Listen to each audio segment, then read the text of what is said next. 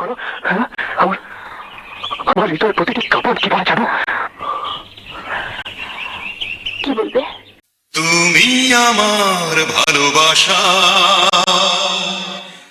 তুমি হৃদয়ের বন্ধন। সাগরিকা বলেছিল আমি যেন পরিষ্কার কাপড় পরে দাড়ি শেভ করে মুখে তালা দিয়ে ভদ্রভাবে আপনার সামনে আসি। বলেছিল আপনি আমার কাছে টাকা আছে, প্রাচুর্য আছে, তাই নিজেকে অনেক বড় মনে হচ্ছে। আর আমার কথা শুনুন, অর্থ, প্রাচুর্য, ধন, সম্পদ এইসবের চাইতে অনেক বড় যে মন, সে মন আছে আমার কাছে।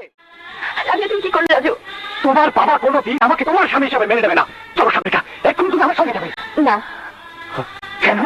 আমি পরে তোমার সঙ্গে দেখা করবো। রাজু, এখন তুমি যাও। যাও। ওয়াদা? হ্যাঁ, ওয়াদা ওয়াদা ওয়াদা। তুমি ঠাট্টা করছো তাই না? না রাজু, আমি কোনো ঠাট্টা করছি না। তুমি একটা বেইমান, একটা প্রতারক। এটা ভাববেন না যে আমি বেত্তবেজি সব ভুলে গেছি। আমার জুতো নিজের চেহারাটা দেখুন আর স্মরণ করো সেদিনের কথা। যেদিন আমার সত্যিকারের ভালোবাসাকে আপনি অস্বীকার করেছেন শুধু এই কারণে যে সেদিন আমার পায়ে জুতো ছিল না, ছিল সাধারণ একটা চপ্পল। আমার গায়ে দামি পোশাক ছিল না, ছিল গরিব পোশাক।